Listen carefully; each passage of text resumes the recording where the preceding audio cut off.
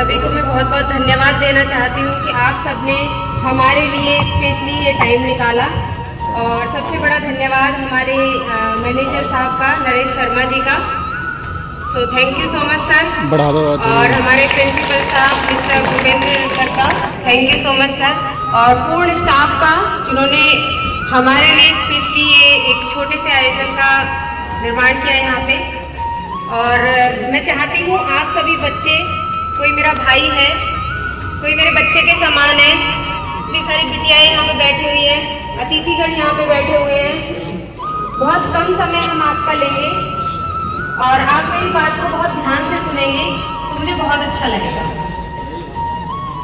Already हम थोड़े से लेट हो गए हैं, इसके लिए माफ़ी चाहेंगे। और मेरा नाम अंजू भाटी है और अब से 9 साल पहले की मैं आपको अपनी जर्नी बताना चाहूँगी। पहले मुझे 9 साल हो गए इस कम्युनिटी में, लेकिन मैं ऐसी बिल्कुल भी नहीं थी। मैं बहुत बीमार और परेशान रहा करती थी। हम सबके घर में हम देखते हैं हमारी माताएं हैं, बहनें हैं, हमारे पिताजी हैं, हमारे भाई हैं, हमारे चाचा जी हैं, ताऊ जी हैं। घर में कोई ना कोई दवाइयाँ खा रहा होता है, कोई ना कोई परेशान होता है। आप सब सुन रहे हैं ना मेरी बातें, फोकस कीजिएगा। कोई ना कोई दवाइयाँ खा रहा होता है, ऐसे ही मैं भी थी। जब मैं बचपन में 3 महीने की थी तो मुझे बताया जाता है कि छोटी सी अवस्था में ही मुझे निमोनिया का रोग हुआ था। बचपन में जो अक्सर बच्चों को हो जाया करता है, और उसके कारण निमोनिया बिगड़ गया। सही से टेक केयर न होने की वजह से समझ लो, या फिर डॉक्टर की सही दवाइयाँ ना देने की वजह से समझ लो, कुछ भी समझ लो, मेरा निमोनिया उस टाइम पे बिगड़ गया था। और डॉक्टर ने बोला था कि धीरे धीरे आप इन चीज़ों को कवर कर सकते हैं, 14 से 15 साल की एज में आकर के बिटिया बिल्कुल ठीक हो जाएगी। लेकिन मेरे साथ ऐसा नहीं हुआ। मेरी स्थिति दिन पर दिन खराब होती चली गई। धीरे धीरे बड़ी हुई, दवाइयों के सहारे मैंने अपनी ज़िंदगी को गुजारा। उसके बाद मेरे पिताजी ने मेरी शादी से पहले मेरा बहुत इलाज करवाने की कोशिश करी, बहुत दूर दूर तक मुझे भेजा, यहाँ तक कि कोई वैद्य, कोई हकीम, कोई झाड़ फूक वाला तक नहीं छोड़ा उन्होंने हर वो संभव कोशिश की कि मैं ठीक हो जाऊं और एक अच्छा जीवन जी सकूं। दैनिक मीडिया अपने सभी दर्शकों का स्वागत करता है और आज हम लोग हैं अम्बेटा पीर में। और अम्बेटा पीर में दयानंद इंटर कॉलेज है जहां पर विदाई समारोह है।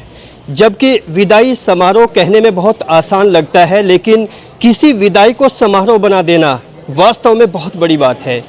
और कोई भी बच्चा जब वो इंटर कॉलेज में होता है तो तकरीबन 14 साल गुजार देता है। इन 14 वर्षों में जो यादें, जो मेमोरीज उसके दिमाग में, उसके जहन में, उसकी सोच में चलती हैं, वो बड़ी इम्पॉर्टेंट होती है और आखिरी लम्हे तक ज़िंदगी के वो उसका साथ नहीं छोड़ती। और ये ज़िंदगी का ऐसा सफ़र होता है जहाँ से हमारे कुछ साथी बनते हैं और इसके बाद चाहे डिग्री कॉलेज है, प्रोफेशनल कॉलेजेस है, या ज़िंदगी की कितनी भी ऊंचाइयाँ हैं, कितनी भी तरक्की है, वहाँ पर वो दोस्ती, वो रिश्ते, वो नाते, वो गहराइयाँ कभी हासिल नहीं हो पाती। इसलिए विदाई समारोह कितना महत्वपूर्ण है, कितना इम्पोर्टेंट है, ये सिर्फ महसूस करने की बात है। हालांकि ज़रा कैमरा लगाइए इन बच्चों पर। जो स्टूडेंट हैं यहाँ पर 12th के स्टूडेंट हैं, उनके लिए इस वक्त शायद इतना इम्पोर्टेंट ये लम्हा ना हो, लेकिन जब वो दुनिया में जाएंगे, इस मेटेरियलिस्टिक वर्ल्ड में जहाँ भागती दौड़ती दुनिया है, जहाँ पर लोग सिर्फ अपने मुफाद की बात सोचते हैं, मतलब की बात सोचते हैं, मकसद की बात सोचते हैं, टारगेट की बात सोचते हैं, उस दौर में ये इनोसेंट से रिश्ते और नाते ये बहुत याद आएंगे। और इसी तरह से हम अपनी ये विदाई समारोह की रिपोर्ट आपको दिखा रहे हैं। बने रहिए दैनिक मीडिया के साथ। मैं मोहम्मद अकरम अपने साथी आस मोहम्मद के साथ। Good luck, have a nice day. मेहनत करें, लगन करें, अपने मकसद में कामयाब हों। एक विद्यालय का नाम रोशन तभी होगा, आपका और आपके परिवार का तभी होगा जब आप मेहनत करेंगे। मेहनत ये वास्तविकता है कि कभी असफल नहीं होती, ये डेफिनेट है, आप सोच लीजिएगा। मेहनत कभी असफल नहीं होती बशर्ते हम उसका अच्छाई से पालन करें। तो प्यारे बच्चों, मैं तो यही कहना चाहूँगा, चूँकि 1 साल भर आपने मेहनत की, आपके साथ टीचर्स ने मेहनत की, घर वाले आपकी जो फीस हैं या ड्रेस, किताबें जो भी हैं वो सब आपके लिए देते हैं, लेकिन आपका भी फर्ज है कि आप उस सबको ईमानदारी के साथ, लगन के साथ अपने विद्यालय का नाम रोशन करने के लिए, खुद को एक साबित करने के लिए और माँ बाप को भी उनका भी नाम ऊंचा करने के लिए आप मेहनत करें, और फिर आपका एक दिन निश्चित होगा कि आप कामयाबी की बुलंदियों को निश्चित छूओगे। प्यारे बच्चों, मेरा तो यही कहना है कि अभी घर पे लगातार, वैसे तो हम कहते आते हैं आपसे, प्रधानाचार्य जी भी यहाँ भी कहा जाता है कि बेटे घर जाके मेहनत करो। बहुत से बच्चे मैंने देखे हैं, गार्जियनों के फ़ोन भी आते हैं या संपर्क में जाते हैं तो भी कहा जाता है कि जी ये घर पे नहीं पढ़ते। तो ये बेटे आपकी भूल है, ये आपकी भूल है। वो घर वाले भी आपको डांटते हैं, हम भी आपको समझाते हैं, डांटते भी हैं, लेकिन मोहब्बत भी करते हैं। क्यों? चूँकि हमारा ये फर्ज है, हमारा ये धर्म है कि हम आप सभी को तराश करके, संवार करके एक अच्छी ऊंचाइयों की तरफ देखना चाहते हैं, और आप कल राष्ट्र का भविष्य हो। तो प्यारे बच्चों, 24 तारीख से लगभग आपके एग्ज़ाम शुरू हैं बोर्ड के। तो मेरी आप सबसे यही गुजारिश है कि आप अपने घर पे कम से कम 3-4 घंटे रात, 3-4 घंटे सुबह और दिन में जैसे भी आपको यह स्थिति समय लगता है, आप वर्क कीजिए, काम कीजिए, मेहनत कीजिए, पढ़िए। और इसके अलावा कोई क्वेश्चन किसी सब्जेक्ट संबंधी या कोई अन्य भी आपकी समझ में नहीं आ रहा है तो आप उसे अपने क्लास टीचर से ऑनलाइन पूछ भी सकते हैं, विषय अध्यापक से भी पूछ सकते हैं। आपके पास सभी क्लास टीचर, सब्जेक्ट टीचर्स के नंबर हैं, तो आप किसी भी समय उन्हें कॉल करके पूछ सकते हैं, ताकि आप अच्छे से अच्छा अंक प्राप्त कर सकें। इसी शुभकामनाओं के साथ, मैं इसी आशाओं के साथ कि आप विद्यालय का नहीं, अपना नहीं, माँ बाप का भी, सबका नाम रोशन करेंगे, और मैं आपके उज्जवल भविष्य की कामना करता हूँ। इसके साथ मैं अपनी वारी को विराम देता हूँ। जय हिंद, जय भारत।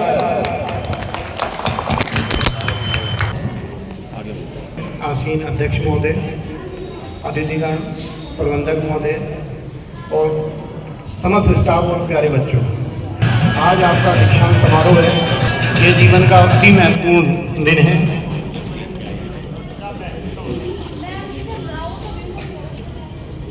आज जो दीक्षांत समारोह में स्वास्थ्य से संबंधित चीज़ों के लिए हमने विशेष आग्रह पर कविराज भाटी जी और उनकी पूरी टीम, जितेंद्र शर्मा जी, जो श्रीमती अंजू भाटी, श्रीमती रुचि जी, सबसे आग्रह किया था कि वही पढ़ाई तो जरूरी है ही है, लेकिन स्वास्थ्य भी जरूरी है।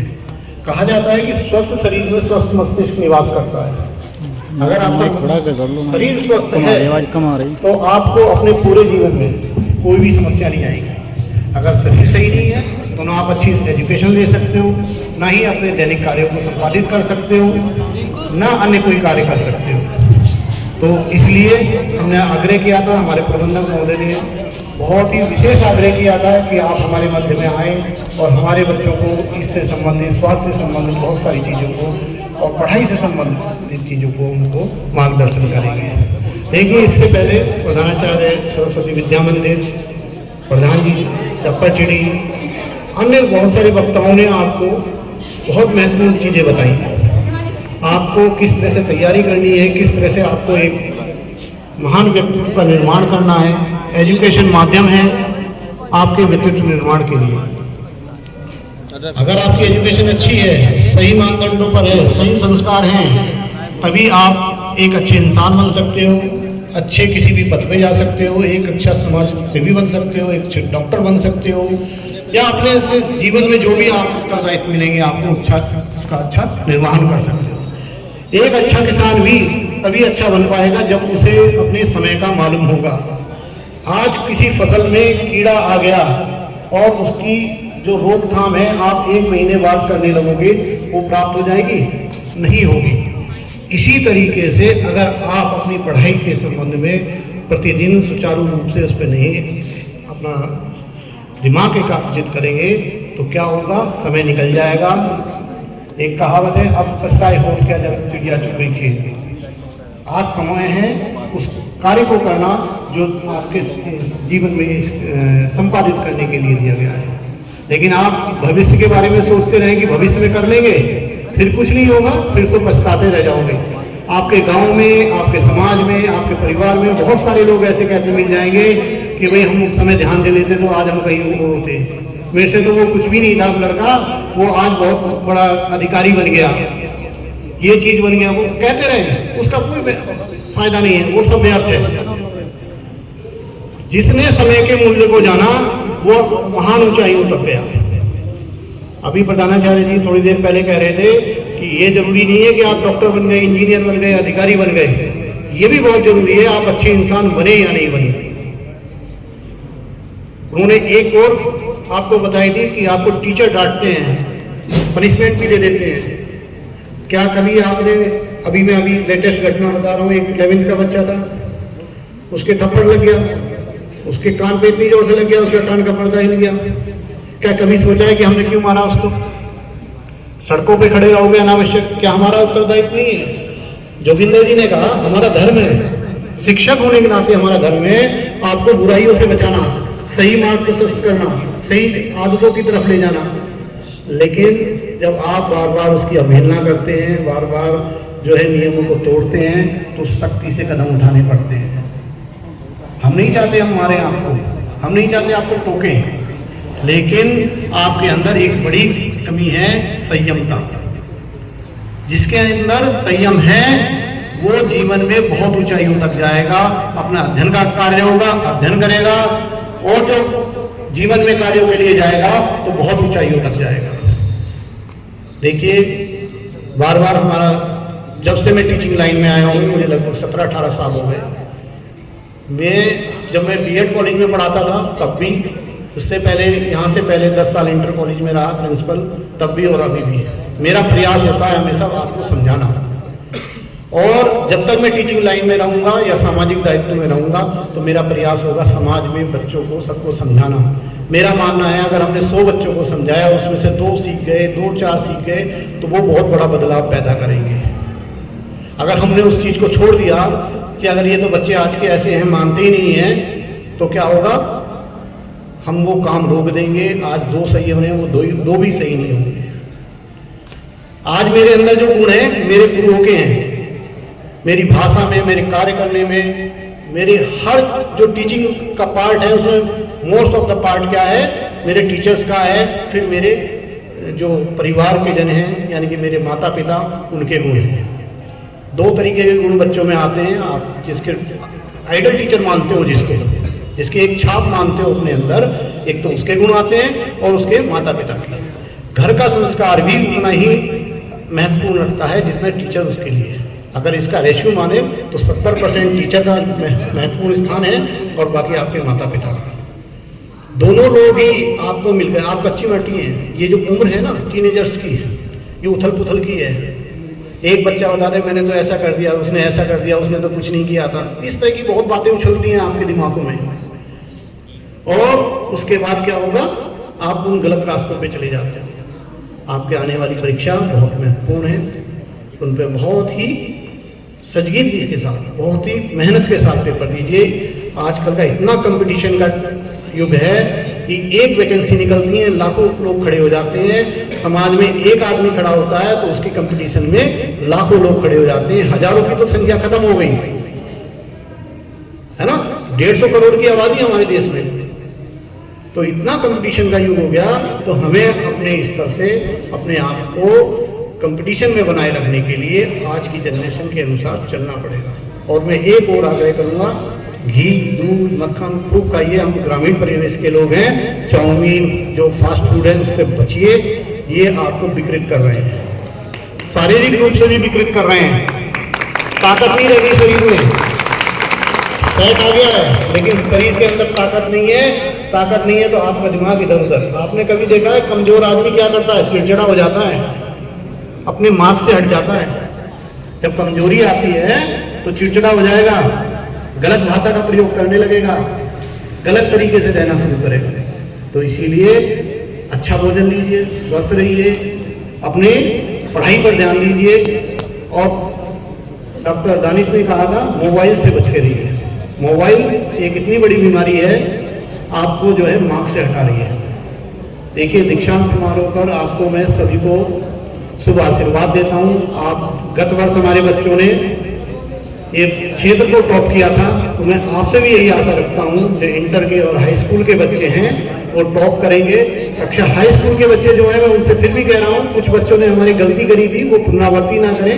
मैं कक्षा में कई बार मैं आपको बता चुका हूँ कि जो आप MCQ क्वेश्चन हैं उन पर ध्यान रखेंगे। जो OMR सीट है बहुत ध्यान से भरेंगे। अगर आपने गलत भर दी तो आपके मार्क्स कट जाएंगे, इस चीज़ का ध्यान रखें। 70 में से 20 मार्क्स के वो आते हैं। मैं बार बार इसीलिए आज आखिरी मौका है आपके बीच में ये कहने का, तो ये एक संदेश देना चाहता हूँ आपको, ये आपको मैसेज है कि आप अपने जितने भी चीज़ें हैं उसको ध्यान से करेंगे। इसी के साथ अपने वाणी को विराम देता हूँ, क्योंकि मुझे लग रहा है कि आपको गर्मी का एहसास हो रहा है, लेकिन जिसने संयम रखा और जिसने चीज़ों को, विपरीत परिस्थितियों को सहा, वही ऊपर तक गया।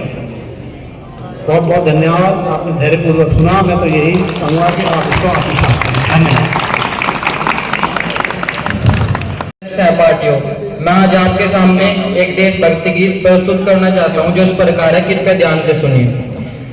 हाथा में बंदूक लेके, सर पे संदूक लेके, हाथा में बंदूक लेके, सर पे संदूक लेके, जाना पड़े ओडरा पे, ड्यूटी लगे बोडरा पे, खड़े रहे सिन्ने में बोला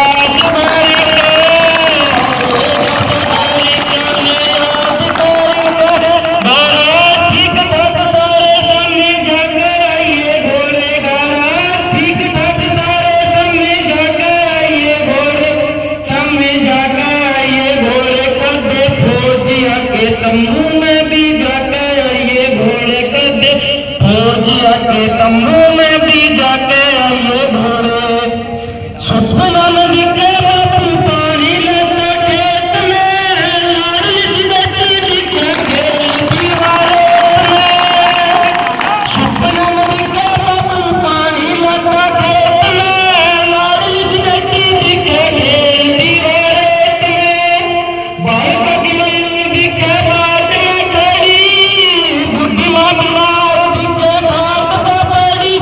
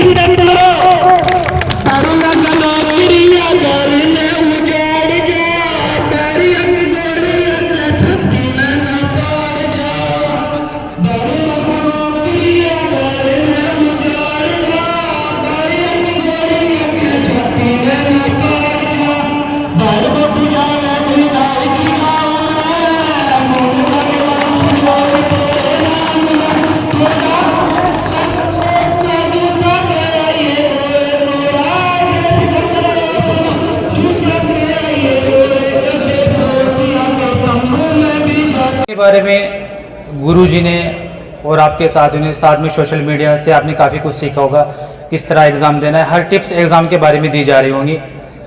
तो एग्ज़ाम तो आप बिल्कुल फ्री माइंड होकर दें, लेकिन ये भी ना हो फ्री माइंड कि जो कुछ होगा देखा जाएगा। हिंदुस्तान में 90% फैसले इसलिए किए जाते हैं कि जो कुछ होगा देखा जाएगा, ऐसा नहीं है। आप मेहनत से कीजिए। एग्ज़ाम की टिप्स के साथ साथ आप अपनी हेल्थ का भी ध्यान रखें। एग्ज़ाम से 1 घंटा पहले ही नाश्ता करें। तुरंत आपने नाश्ता किया और एग्ज़ाम देने चले गए, ऐसा ना करें। चाय को अवॉइड करें। दूध में शहद, अदरक या हल्दी का इस्तेमाल करके आप अच्छी हेल्थ भी ले सकते हैं। एग्ज़ाम के बाद आप हैवी नाश्ता भी करें या खाना खाएं। और अभी आने वाले समय में शिक्षा नीति, नई शिक्षा नीति लागू होने जा रही है, अभी घोषणा हुई है, लागू नहीं हुई है, जिसमें आने वाले समय में हाई स्कूल के बोर्ड के एग्ज़ाम नहीं होंगे, सिर्फ इंटर के होंगे। एमफिल को भी बंद कर दिया गया है, पीएचडी की जाएगी और ग्रेजुएशन की जो डिग्री है वो भी 4 साल की होने जा रही है। आप अच्छे अंक लाएं, अच्छे नंबर से पास हो, अपने क्षेत्र का, अपने माँ बाप का, अपने स्कूल का नाम रोशन करें। ज़रूरी नहीं कि जो टॉपर से वही नाम रोशन करते हैं, बैक बेंचर्स भी नाम रोशन कर सकते हैं। हर किसी में ना कुछ टैलेंट है। कोई पढ़ने में अच्छा होता है, कोई वक्त अच्छा होता है, किसी में फिजिकली टैलेंट होता है, किसी में कुछ ना कुछ टैलेंट होता है, वो टैलेंट बस छिपा होता है। और अच्छे अंक लाने से ही नाम रोशन नहीं होता, अच्छे आचरण से भी नाम रोशन होता है, माँ बाप का, स्कूल का, परिवार का। तो मेरी शुभकामनाएं ये हैं कि आप अच्छे अंक लाएं और हम अपने समाचार पत्र में बहुत अच्छे आपके नाम से, आपके फ़ोटो से उसे छापें। धन्यवाद।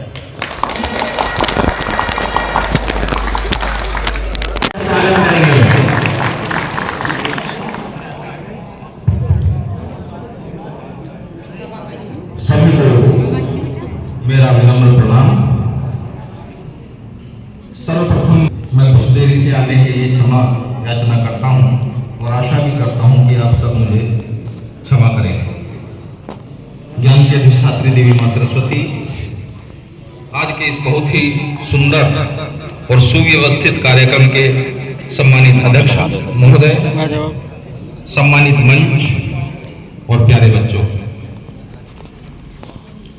आज सुख और दुख दोनों के ये मिश्रण का अद्भुत क्षण है। सुख इस बात का कि हमने अनेक वर्षों तक अपने जीवन को सभ्य, सुसंस्कृत, शिक्षित और जीवन में आने वाली चुनौतियों का सामना करने वाली ऐसी शिक्षा का अध्ययन अपने गुरुजनों के, अपने आचार्यों के मार्गदर्शन में किया है। और दुख इस बात का कि अनेक वर्षों तक जिनके मध्य रह करके हमने प्यार और संस्कार ग्रहण किए हैं, उससे आज बिछुड़ने का वास्तव में क्षण है। लेकिन कहा जाता है कि शिक्षा हमें वो चीज देती है जो जीवन में कभी भी कहीं भी कोई समस्याएं आती हैं तो उनसे जूझने का, उनसे सामना करने का हमको शुभ अवसर भी प्रदान करती है। मुझे इस अवसर पर अपने पूर्व राष्ट्रपति डॉक्टर APJ अब्दुल कलाम की एक पंक्ति याद आ रही है कि सपने वे नहीं होते जो सोते हुए देखे जाते हैं। सपने वो नहीं होते जो सोते हुए देखे जाते हैं, सपने वे होते हैं जो सोने नहीं देते। और अपने वे नहीं होते जो रोने पर आते हैं, अपने वो नहीं होते जो रोने पर आते हैं, अपने वे होते हैं जो वास्तव में रोने नहीं देते। तो प्यारे बच्चों, आज हम एक ऐसे पायदान पर खड़े हैं, एक ऐसे स्टेज पर हम खड़े हैं जहां से आज हमारे भविष्य का निर्धारण होने वाला है। अभी तक हमने एक स्टेज क्रॉस किया है और आगे जाकर के हम अपने भविष्य की नींव तो ये अभी तक हमने तैयार कर ली, अब उसका कंगोरा हम तैयार करने वाले हैं। हमारे जीवन में बहुत सारे प्रलोभन आते हैं, बहुत सारे ऐसे आकर्षण आते हैं, बहुत सारे ऐसे भौतिक संसाधन हमको प्राप्त होते हैं जिनको पा करके, जिनको देख करके हम दिग्भ्रमित हो जाते हैं। और ये जो हमारा टीन एज कहा जाता है 13 to 19, उसमें अभी हम चल रहे हैं। इसमें भ्रमित होने के ज्यादा चांस रहते हैं, इसलिए हमें अपने जीवन में इन प्रलोभनों से कभी भी भ्रमित नहीं होना है। हमें अपने जीवन में हमेशा उच्चता की ओर अग्रसर होना है। और यहां पर मैं आपको एक बात और कह देता हूं कि जिस विद्यालय के हेड आदरणीय नरेश शर्मा जी जैसे हों, निश्चित रूप से उन बच्चों का भविष्य उज्जवल है, उस विद्यालय का भविष्य उज्जवल है। क्योंकि ज्यादा तो मुझे जानकारी नहीं है, स्टाफ से भी राम रहीम मेरी होती रहती है, लेकिन आदरणीय शर्मा जी से मैं अनेक बार मिला हूं और उनका आशीर्वाद भी मैंने प्राप्त किया है। बड़ों के आशीर्वाद के बिना, माता पिता और गुरु के आशीर्वाद के बिना हम अपने जीवन में कभी भी उच्च शिखर को स्पर्श भी नहीं कर पाते। उस पर खड़े होने की तो अलग बात है। इसलिए प्यारे बच्चों, हमेशा याद रखना अपने जीवन में कि अपने माता पिता और गुरु का हमेशा सम्मान करना। तो आपके अंदर यदि योग्यता और क्षमता की कमी भी है, तब भी आप उस उच्च शिखर को छूओगे, उस सामाजिक सम्मान को प्राप्त करोगे जिसके लिए आप ये शिक्षा और संस्कार ग्रहण कर रहे हैं। प्यारे बच्चों, मैं यहां पर एक बात और आपको बता देता हूं कि हम स्कूल में एक लक्ष्य लेकर के जाते हैं। हम सोचते हैं कि हम पढ़ लिख करके नौकरी प्राप्त करेंगे, अच्छा सा हमारा जीवन यापन होगा, लेकिन ये बहुत छोटी सोच है। मैं इसको कुछ नहीं मानता, क्योंकि मानव जीवन हमें मिला है वो इसलिए मिला है कि हमारा जो शिखर है, जो हमारा लक्ष्य है, जो हमारा उद्देश्य है, वो बहुत ऊंचा होना चाहिए। पढ़ लिख कर नौकरी प्राप्त करना, कुछ पैसे कमा लेना, खाना पीना सोना, बच्चे पैदा करना और मर जाना, ये मानव जीवन का वास्तव में उद्देश्य नहीं है। हमें कुछ ऐसा काम करना है जिसके द्वारा हमारी पहचान बन सके। जितने भी जीव 33 कोटि देवी देवता है और 84 करोड़ योनियां हमारे शास्त्रों में बताई गई हैं, जितने भी जीव हैं भगवान ने सबके खाने पीने की व्यवस्था की है। और कोई भी जीव जोड़ के नहीं रखता मानव को छोड़ करके। अगले टाइम का किसी को कोई ध्यान नहीं है, केवल मानव सोचता है कि मैं तो कई पीढ़ियों का जोड़ करके रख लूं। तो इसलिए खाना पीना सोना ये तो हो ही जाएगा, लेकिन हमें मानव जीवन के उद्देश्य को वास्तव में समझना चाहिए और हमें शुभ कर्मों की ओर प्रेरित होना चाहिए। क्योंकि हमारे वेदों में कहा गया है, अवश्यमेव भुक्तव्यम कृतम कर्म शुभाशुभम। हम जो भी शुभ और अशुभ, अच्छे और बुरे कार्य करते हैं, उनका हमको भुगतान अवश्य करना पड़ता है। हमें उस कर्म का परिणाम अवश्य प्राप्त होगा। इसीलिए भगवान श्री कृष्ण गीता में कहते हैं कि हमें अपने कर्मों पर ध्यान रखना चाहिए। कर्मण्यवाधिकारस्ते मा फलेषु कदाचन। कर्म तो मैं दूंगा ही, कर्म में तुम्हारे बस का नहीं है। अगर तुम शुभ कर्म करोगे तो तुम्हें अच्छा परिणाम मिलेगा, और तुम्हारे कर्म अगर अशुभ होंगे, गलत होंगे, तो उसका परिणाम भी तुम्हें अवश्य ही भुगतना पड़ेगा। इसलिए हमको जो हमारा भूत है, जो हमारा अतीत है, उसकी गलतियों से शिक्षा लेनी चाहिए। गलती करना कोई पाप नहीं है, लेकिन उस गलती को छुपाना और उसको रिपीट करना, ये फिर बहुत बड़ी गलती हो जाती है, शैतानी हो जाती है। कहा जाता है कि जो गलती छोड़कर बैठा उसे भगवान कहते हैं, करे जो गलती पे गलती उसे शैतान कहते हैं, जो गलती कर न पछताए उसे हैवान कहते हैं, और जो गलती करके पछताए उसे इंसान कहते हैं। हम इंसान हैं, गलती होना कोई बड़ी बात नहीं है, लेकिन गलती करके उसे सीख हमको लेना चाहिए और आगे उस गलती को रिपीट न करने का संकल्प अपने जीवन में दृढ़ता के साथ में लेना चाहिए, ताकि हम अपने जीवन में निरंतर उच्चता की ओर बढ़ते चले जाएं। एकदम हमको शिखर को नहीं छू सकते, धीरे धीरे स्टेप बाय स्टेप हमको आगे बढ़ना है। हमें अपने अंदर शिक्षा के साथ साथ संस्कारों को महत्व देना है। अक्षर ज्ञान या कुछ प्रश्न याद करके हमारे नंबर अधिक आ जाए, 90+ आ जाए, 100% आ जाए, कोई बड़ी बात नहीं है। हाँ, आने चाहिए, नंबर में भी हम पीछे नहीं रहेंगे, लेकिन नंबर के साथ साथ हमारी एक सोशल स्टेटस होना चाहिए, समाज में हमारी पहचान। आप सभी के साथी हैं आगे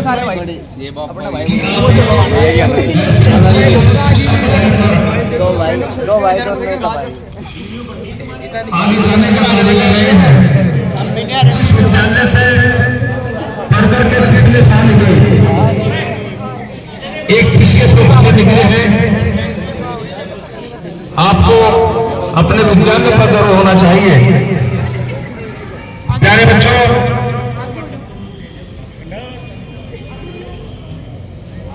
गुरुजी कहते होंगे कि आपस में दोस्त नहीं बनाने चाहिए। मैं आज आपको आह्वान करता हूं, इस पार्टी के आगे जो विद्यालय में आपका कार्यक्रम हो रहा है, कि आप खूब दोस्त बनाएं और दोस्त बने। मेरी बेटियां भी यहां पर सुन रही हैं, एक दूसरे के दोस्त बने, लेकिन दोस्त का शब्द विच्छेद करें। दोस्त जमा आस्था, जो दोषों को दूर कर दे, ऐसा अपना दोस्त बनाए, और आप जिनके दोषों को दूर कर दें, किसी के मुंह में आकर तू मत करे। अगर आपका कोई दोस्त, आपका कोई साथी उसकी गलत आदत है, तो आप उसकी गलत आदत को दूर करें, तो आप उसके दोस्त हैं। इसलिए मैं सभी अपने प्यारे बच्चों से एक बात और कहना चाहता हूं। हो सकता है कि आप में से कुछ बच्चे ऑफिसर बने, कुछ अलग अलग लाइन में जाएं, लेकिन एक चीज कॉमन है, तो सभी हो सकते हैं। आप इस विद्यालय से पढ़कर जा रहे हैं, आपको गौरव होना चाहिए। गुरुजनों का बात बनाइए, उस पर अमल करें और एक अच्छे इंसान जरूर बने।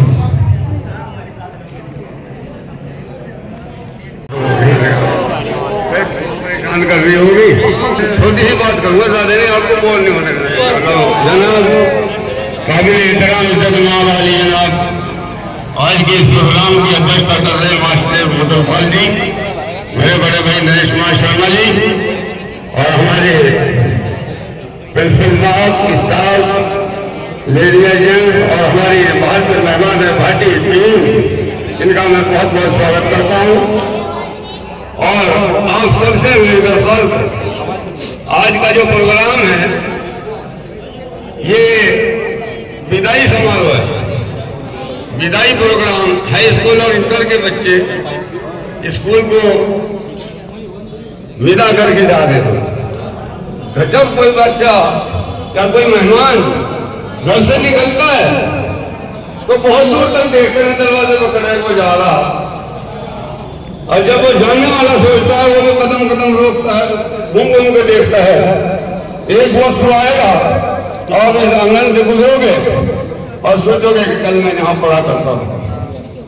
खुदा करे आप यहाँ से बढ़िया नंबरों से पास होकर जाएं, हमारे स्टाफ का भी नाम हो, शर्मा जी का नाम हो, इस विद्यालय का नाम हो, और आपका भी समाजगण का नाम हो। आप अच्छी पोस्ट पर जाएं, अच्छी काबिलियत हासिल करें और अच्छी शिक्षा ग्रहण करें। शिक्षा ग्रहण करें तो नहीं जाओगे, पढ़ोगे तो जाओगे, और भाई नहीं पढ़ोगे तो नहीं बैठे, बस वहां नहीं बैठोगे, घर बैठोगे, ये ध्यान रखोगे। तो जब एक शेर याद आया शर्मा जी, घर से निकलने का ही, घर से जाने का ही इरादा किया था मैंने, और वहां के होटल पे दुआओं का सफर जारी था। मां ने दुआ करनी शुरू कर दी, मेरा बेटा जा रहा। तो ये स्टाफ मेरी एंजल्स आपके माँ बाप ही हैं। जब आप यहाँ से एक दूसरे सफर के लिए जा रहे हैं तो उनका आशीर्वाद, उनकी दुआएं आपके साथ होती हैं। ऐसा नहीं होता एक गुरु उनके लिए दुआ नहीं करता। चंद्रा वाला फिल्म का कलाकार आ गए थे, थप्पड़ में मारते हैं, धमक देते हैं, लेकिन इनका माँ बाप से ज्यादा होता है, गुरु का प्यार है, माँ बाप से बड़ा होता है। एक शेर और बहन आया, हाँ फिर आगे चंद्रा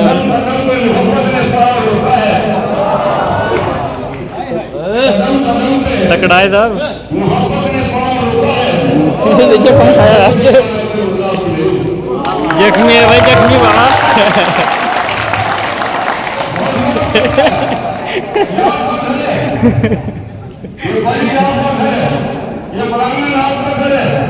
बहुत बड़ा लपेटू है तो भाई।